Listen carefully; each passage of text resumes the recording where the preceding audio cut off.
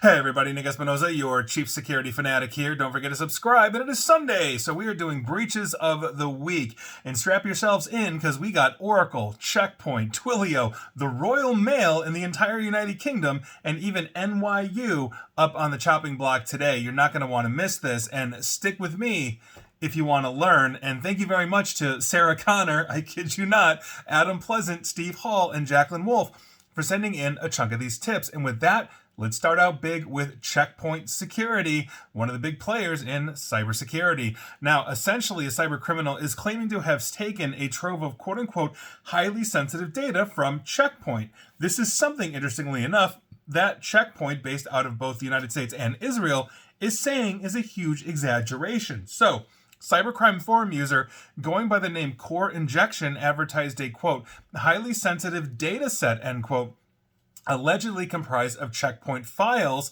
basically about a week ago. Now, they claim that this contained internal network maps and architectural diagrams, user credentials, including hashed and plain text passwords, employee contact information, and proprietary source code. Screenshots shared in the post appeared to show Core Injection inside a Checkpoint admin Infinity portal, that's their security management portal, supposedly basically granting themselves the ability to change users' two-factor authentication settings. In other words, privileged access if you can do that. Now, Checkpoint denies that there was ever a security risk to customers and employees, claiming that the orgs affected were quote-unquote updated at the time, and essentially, this was basically recycling of old information. Now, the publication, The Register, contacted Checkpoint for answers to various questions that Checkpoint did not respond to, but Checkpoint did send over a statement, and I quote, "This is an old, known, and very pinpointed event which involved only a few organizations and a portal that does not include customer systems,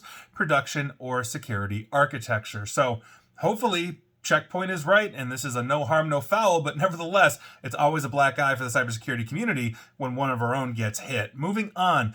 Cord Specialty Dental Partners in Tennessee. They essentially just notified Health and Human Services as a result of an unauthorized access to PHI or protected health information that occurred between August 19th through September 25th of last year, impacting 173,430 individuals. Now, what we are talking about here are names, addresses, social security numbers, driver's license numbers, bank account information, payment card information, dates of birth, medical information, and health insurance information as well. So heads up to you if you use Cord Specialty Dental Partners in Tennessee. Moving on, let's head on down to Arizona and talk about the Scottsdale-based outpatient medical imaging provider, Simon Med Imaging. Now, they basically were alerted by one of their vendors to a security incident on January 27th. They reviewed their systems and discovered suspicious activity and thus began an investigation, and that revealed that they indeed unauthorized access happened between January 21st through February 5th. I have no other information, but heads up, all you Scottsdalians, if you're using Simon Med Imaging, and I'm just assuming you're called Scottsdalians. Moving on, Life University. Sounds like a game. On April 2nd, they filed with Vermont after discovering an unauthorized party accessing their infrastructure. Names, dates of birth, student ID numbers, tax ID numbers, and social security numbers were involved. Life University is sending out notifications, and, well, that's life. Moving on, Texas State Bar. They are warning that they suffered a data breach after the Inc. ransomware gang claimed to have breached the organization and began leaking samples of stolen data. For the record, the Texas State Bar, or State Bar of Texas, is the second largest bar association in the United States with over 100,000 licensed attorneys, and they suffered a security breach basically between January 28th and February 9th, discovering it on February 12th. The threat actors were able to steal information from the network, including full names and other data that it redacted in basically public notifications filed with various attorneys general's offices. So heads up to you if you're a member of the Texas State Bar or State Bar of Texas. Moving on. I want to give you an update on the Nationwide Recovery Services update because if you remember, Hamilton County's ambulance service got hit. These guys are debt collectors. Now the city of Chattanooga, Tennessee is also claiming that they've been hit as well. So heads up to you. And if you use Nationwide Recovery Services, I'm sure I'll be talking about you soon. Moving on, let's talk about the Laborers International Union of North America, Local 1184, or LIUNA, and I never am a fan when I see labor unions get hit. So anyway, they filed with California after discovering that they were the subject of a November 2024 ransomware attack. We are talking names, social security numbers, membership numbers, telephone numbers, home addresses, email addresses, and work dispatch records. LIUNA is also sending out notifications as well. Moving on, the Siegel Group on March 31st, they filed with Vermont after discovering an unauthorized party access and may have downloaded files on their network. We are talking names, social security numbers, dates of birth, passports, state IDs, alien registration numbers, direct deposit accounts, signatures, and medical information. Siegel Group is sending out notices. Moving on, let's head on over to Germany and talk about Spectos GmbH. Spectos, quote, has been the target of an ongoing cyber attack since March 29, 2025. According to the current status, unauthorized access to systems and personal customer data has occurred. The exact scope of the incident is currently the subject of intensive forensic investigations. Now, as a result of Spectos, Royal Mail in the United Kingdom had to declare. Now, the threat actor behind that leak, they're going for the record by the name GHNA, on breach forums, released 16,549 files allegedly containing Royal Mail customers' personally identifiable information. We're talking names, addresses, planned delivery dates, and more, and other confidential documents. So if you've ever sent something through the Royal Mail, you might be caught up in this. Moving on, CPA firm Ciuni and Penici. Anyway, on April 1st, they filed with Texas after an unauthorized party gained access to confidential information basically in their possession. We're talking names, social security numbers, and dates of birth. Upon completing investigations, Ciuni and Penici are sending out notices as well. Moving on, Heritage South Credit Union and AOD Federal Credit Union, both in the state of Alabama. Now, neither credit union disclosed how many individuals may have been affected, but Heritage South services more than 37,000 members and AOD has more than 15,000 members. And the reason why we're talking about them together is the ransomware group known as Embargo claimed that they stole data from both of them. And so we'll start with Heritage. They're claiming 300 gigs stolen from Heritage, and we're talking debit card numbers, account numbers, email addresses, dates of birth, phone numbers, account balances, debt and loan insurance information, and more. Now, AOD Federal Credit Union, meanwhile, detected unauthorized access to its network on August 9th of 2024 and essentially filed with Vermont on March 27th of this year. And with them, we're talking social security numbers, dates of birth, bank account or financial account numbers, routing numbers, credit or debit card numbers, driver's license or government ID, clinical or treatment information, I'm assuming for their employees, just like health insurance IDs,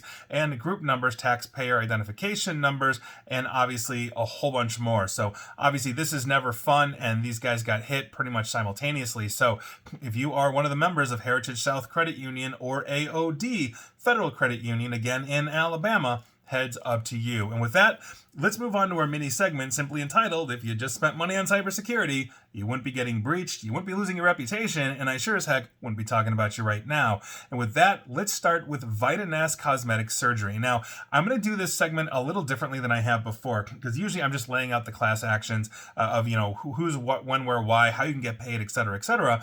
But I wanted to kind of show you this week the nuts and bolts of how this essentially works. As I am searching through all of these data breaches, and this is manual, I am Googling, I am looking things up, I am going page after page after page in Google, and then compiling notes so that I can talk intelligently about all of this, because Lord knows I'm not memorizing it. What I see are a lot of websites that are put out by law firms that focus on class actions for data breaches. And so I want to give you a couple of examples of this. So the first one is classaction.org. Now, attorneys working with classaction.org are currently looking into whether a class action lawsuit can be filed in light of reports of basically a potential data breach at Vitanus Cosmetic Surgery. Now, the reason why I'm bringing this up is because this is essentially how it starts. You might be thinking, well, hey, I got a notice from Vitanus Cosmetic Surgery. You might Google it, and you're going to get this website that says, hey, why don't you sign up to be a class member, and you could potentially have compensation. The lawyers get paid. You get cheese on your hamburger that day when you do. But this is what we're talking about. Now, another big one that I see quite frequently is Levy and Korinsky LLP, and they are currently have sites out for having under investigation the DUville Life and Wellness Community, which I talked about a while ago, and H2O.ai. So if you are basically saying, hey, I use H2O.ai, or I'm part of the DUville Life and Wellness Community, I sounded like Mike Tyson there, then that obviously is an issue. And so with that, that's essentially the nuts and bolts of this. And I see a lot of those go out there, and I don't talk about that until the form is actually filed and inputted, and there's an actual filing in court, and that's usually where I go. And let's speak about that, because we have to talk about Oracle again. And once again, this is yet another segment where I'm talking about Oracle not once, but multiple times. Because, and let's start with this, a class action lawsuit has been filed against Oracle by a Florida resident in the U.S. District Court for the Western District of Texas, which I believe Oracle is now headquartered in. I think they moved from Silicon Valley. Anyway, this is over their January 2025 data breach. Now, Oracle has yet to publicly confirm that there has been a data breach, and the incident has yet to appear on the Department of Health and Human Services Office for Civil Rights, or OCR's website.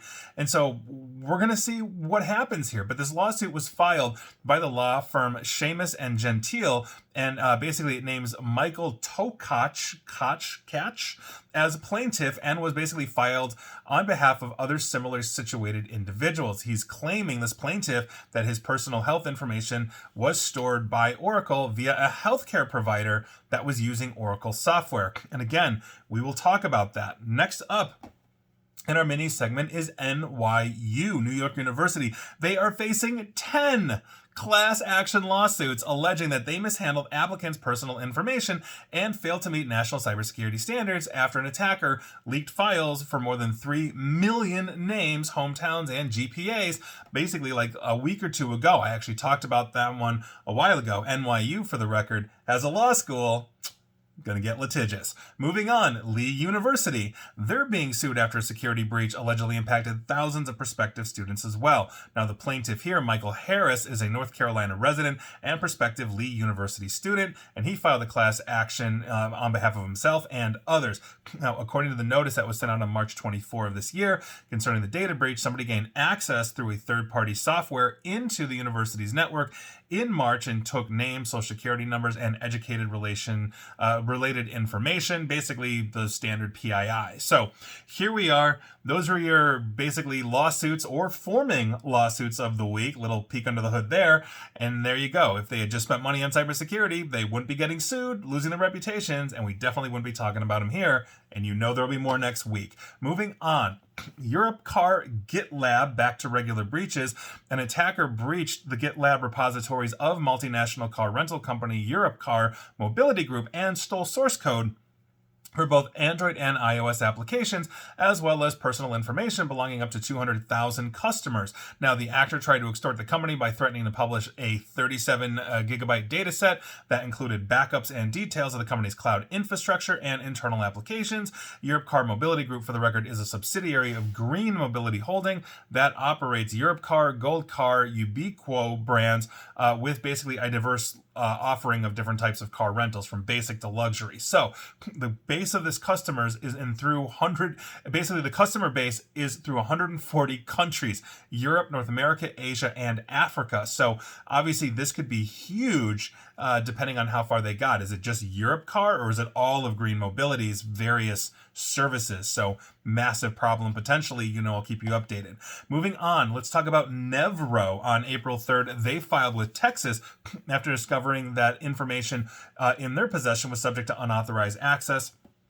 Nevro has explained that an unauthorized party gained access to, and it's the usual suspects: name, social security number, driver's license, financial account information, medical information, and health insurance information as well. They are sending out notices also. Moving on, Lyon Living, that's Lyon for the record. On March 28th, they filed with California after discovering an unauthorized party was able to access their information. And in their notice, Lyon explained that sensitive information was hit. I do not have a listing of that, unfortunately, but Lyon Living sending out notices as well. And finally, and we have two finalies for you this week, we're going to start with Oracle again, because here come the supply chain disclosures. We just talked about the lawsuit on health, and we're going to be talking about Oracle Health because they reportedly suffered a data breach earlier this year in which patient data was stolen from company's legacy servers. Now, according to the reports, Oracle told its customers that the breach occurred among those older Cerner systems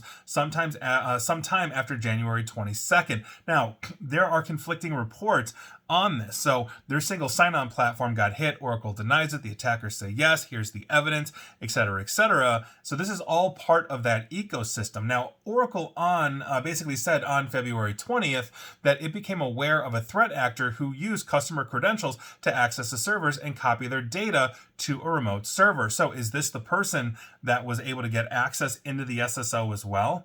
Like, these are things that we're trying to figure out, and Oracle is not being clear on this.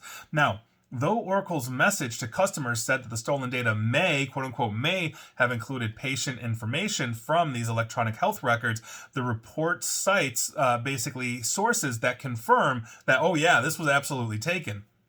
Hence the lawsuits. You're not going to start filing lawsuits unless you've got actual evidence of damage. So the report also says that the impacted hospitals have received extortion demands related to the breach. In other words, you hit Oracle, you hit a whole lot of companies. I mean, even TikTok's on the thing, although I don't think they were shut down, unfortunately. Now, per Bleeping Computer, the publication, the extortions are coming from a single threat actor who has not basically claimed any affiliation with any of the major ransomware gangs that you can think of, and they're demanding millions in cryptocurrency, and they've created websites about the breach to pressure the hospitals, and on and on and on. And so Oracle, I think, is handling this incredibly bad. This is almost like Uber trying to cover up that data breach years ago where they got tens of millions of credit cards stolen. Oracle really needs to be transparent. They need to own it. It's the safest and best thing that they can do to help regain trust that obviously has been lost by their customer base. So here we go. Oracle, step up your game. Please be more transparent. Next up is Twilio. Now, this is really interesting. Twilio owns a whole bunch of products. You might know Authy or SendGrid and a couple of others, but we're going to be focusing on SendGrid by Twilio, because an attacker recently linked to the Tracello breach is now claiming to have breached SendGrid. Again, it's owned by Twilio, leaking and selling data on 848,000 customers, including contact and company info. Now, the attacker is using the alias Satanic, seems pretty generic, and is claiming responsibility for what could be a major breach involving SendGrid, basically a cloud-based email delivery platform, again, owned by Twilio. Now, according to a post made on Thursday, April 3rd of this year on breach forums, basically Satanic is offering the stolen data for only $2,000 and has basically shared a sample to support the claim. Now, in this post, the attacker stated, and I quote, and this is the info stolen: customer emails, phone numbers, physical addresses, city, states, countries, social media profiles, and LinkedIn IDs. Company level data such as domain names, revenue, employee counts, SEO performance, hosting providers, and rankings from services like Cloudflare and Tranco. Financials like revenue, operating income, net income, and other business metrics, employee data, and some public-facing executive details. Information on company tech stacks, including CMS platforms, payment solutions, and CRM tools. Now, here's where this gets interesting, because Twilio put out a statement recently, and I quote, "There is no evidence to suggest that Twilio or Twilio SendGrid was breached. To the best of our knowledge, after reviewing a sampling of this data, we believe that none of this data originated from SendGrid," end quote. So, in the wake of that, on breach forums, the attacker then shared a larger data sample, an additional 10,000 lines, while continuing to claim that this is legitimate and that SendGrid experienced the breach.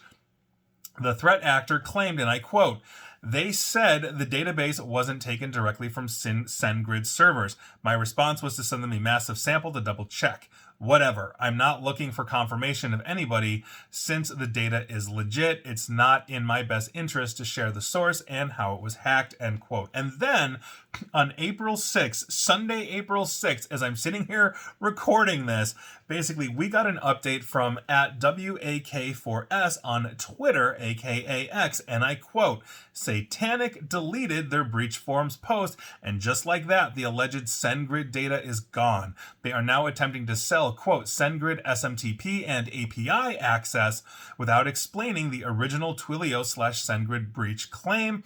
No replies on Telegram or Signal, end quote. So, was Twilio breached? We might find out. Who knows? But the point is you have to have good security. You have to have good transparency. But I wanted to end with this because Twilio is a major player, in things like, SMTP relaying, also, their Authy authentication app and all of that.